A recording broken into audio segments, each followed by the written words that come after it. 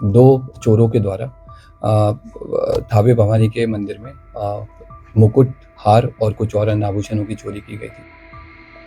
हम लोगों ने कई सारी एसआईटी बनाई गई थी और लगभग 12 के आसपास टीम्स अलग-अलग बिंदुओं पे काम कर रही थी। कुछ स्थानीय लोगों पे, कुछ दूसरे जिलों के, दूसरे राज्यों के क्रिमिनल्स पे भी काम किया जा रहा था।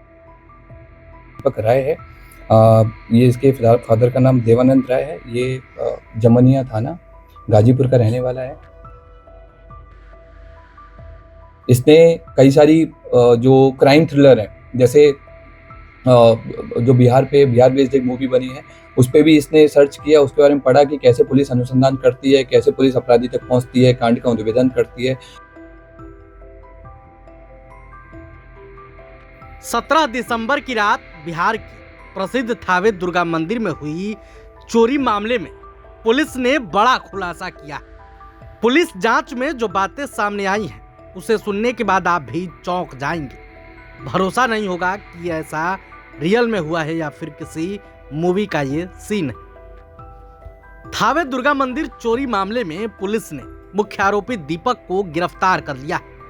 दीपक उत्तर प्रदेश के गाजीपुर जिले का रहने वाला है। पुलिस ने खुलासा किया है कि दीपक वेब सीरीज देखकर और क्राइम वीडियो देखकर चोरी का प्लान बनाया था। दीपक के टारगेट पर कोई दुकान या फिर मॉल, बैंक नहीं रहते थे। दीपक के टारगेट पर सिर्फ मंदिर ही रहते थे। इससे पहले भी वो मंदिर में चोरी के मामले में जेल जा चुका है। दीपक को लेकर और भी कई गंभीर खुलासे हुए हैं। आप खुद गोपालगंज एसपी अवधेश दीक्षित को सुनिए। और दिनांक 17 और 18 की रात में दो चोरों के द्वारा थावे भवानी के मंदिर में मुकुट, हार और कुछ और अन्य आभूषणों की चोरी की गई थी। इसमें क्योंकि प्रशासन और पुलिस के स्तर से चूक हुई थी, तो हम लोगों ने इसमें जो टीओपी प्रभारी हैं और वहाँ के जो अन्य कर्मी हैं, पुलिसकर्मी, उन पे सब पे कार्रवाई की थी। और क्योंकि चूक भयंकर थी, तो इसमें हम लोगों के स्तर से भी इसकी जो लापरवाही है उसकी हम लोग जवाबदेही लेते हैं, जिम्मेदारी हम लोग लेते हैं एज ए पुलिस अधीक्षक। हम लोगों ने इसमें, क्योंकि घटना काफ़ी संवेदनशील थी, तो हम लोगों ने कई सारी एसआईटी बनाई गई थी और लगभग 12 के आसपास टीम्स अलग-अलग बिंदुओं पे काम कर रही थी। कुछ स्थानीय लोगों पे, कुछ दूसरे जिलों के, दूसरे राज्यों के क्रिमिनल्स पे भी काम किया जा रहा था। उसी क्रम में हम लोगों ने एक व्यक्ति पे फोकस किया जिसका नाम दीपक राय है। ये इसके फादर का नाम देवानंद राय है। ये जमनिया थाना गाजीपुर का रहने वाला है और इसकी हम लोगों ने कल एटवा पुल से गिरफ्तारी की है और इसने अपने अपराध को स्वीकार किया है। इसके द्वारा पूर्व में भी कई सारे ऐसे मंदिर चोरी में अपराध किए गए हैं।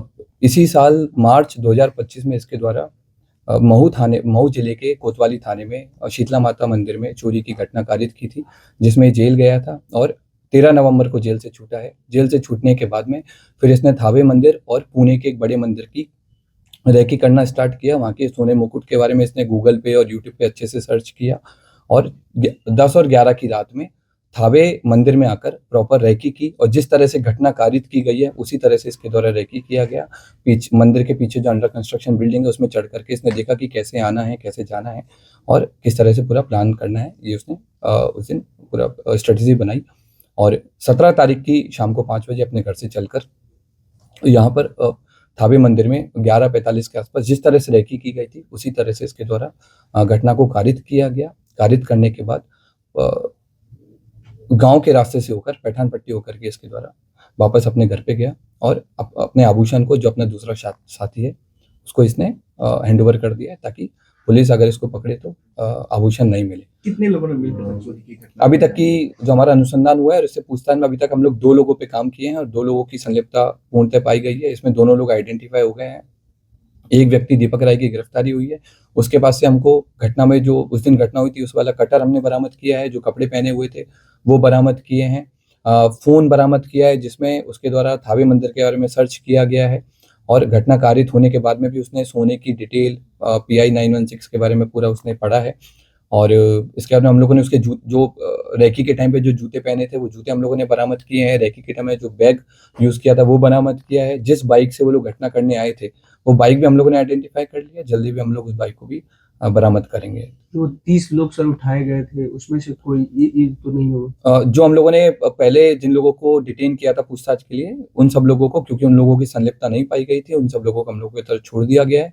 हम लोगों ने इन सारी चीज़ों पे भी जांच किया था कि क्या कोई स्थानीय लोग या मंदिर प्रशासन की भूमिका रही हो, तो उस तरह की भूमिका भी हम लोगों के सामने नहीं आई है। अब हम लोग की अगली कोशिश माता की जो हार है, जो मुकुट है, उसकी बरामदगी है और दूसरे व्यक्ति की गिरफ्तारी है, वो भी हम लोग जल्दी करेंगे। सर, जिस तरह से ये चोरी की घटना को अंजाम दिया था, क्या ये पेशेवर था, क्या किसी मूवी से प्रेरित था, या फिर इसे कैसे पता चल पाई कि मंदिर में यहाँ हार है? ये पेशेवर क्रिमिनल है और इसका हम लोगों ने जब हिस्ट्री देखा है, इसका जब हमने जिस तरह के गूगल सर्चेज किया है, तो उससे स्पष्ट हुआ है कि इसके द्वारा लगातार इसने जेल से छूटने के बाद भी, इवन जेल में रहने के दौरान भी इसने कई सारे मंदिर के बारे में डिटेल प्राप्त की है। जेल से छूटने के बाद में कई सारे बड़े-बड़े मंदिर के सोने के मुकुट के बारे में इसने सर्च किया है और क्योंकि थावे मंदिर इसके घर से काफ़ी पास था, तो इसलिए इसने इस घटना को कारित किया है।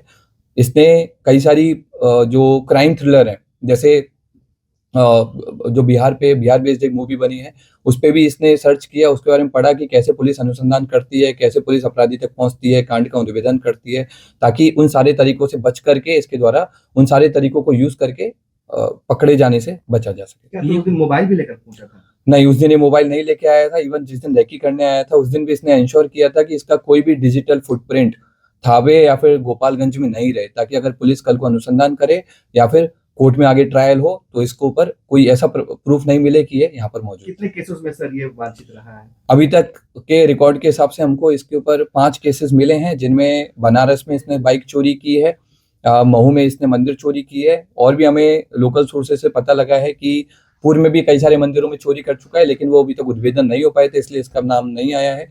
जमनिया थाना, जो इसका स्थानीय थाना है, वहाँ पर भी इसके द्वारा घटना चोरी किए गए आभूषण सर कब तक बरामद हो जाएंगे? हम लोगों की जो टीम्स हैं अलग अलग जगह पर रेकी कर रही है आभूषण को लेकर के, और अनुमंडल पुलिस पदाधिकारी सदर के नेतृत्व में टीम और कई सारे इंस्पेक्टर्स के साथ मिलकर के टीम कैंप की हुई है जिले के बाहर, और हम लोग की पूरी कोशिश है कि जितना जल्दी हो सके हम लोग आभूषण की बरामदगी करें। क्या ये कोई संगठित गिरोह काम करता है या फिर ऐसे ही अपने से खुद? ये खुद अपने आप में एक संगठित गिरोह चलाता है, अलग अलग घटना के लिए अलग अलग लोगों को कन्विंस करता है जिनको पैसे की जरूरत रहती है, और घटना को कारित करवाता है। प्रभातखबर.com, विश्वास वही, रफ्तार नहीं।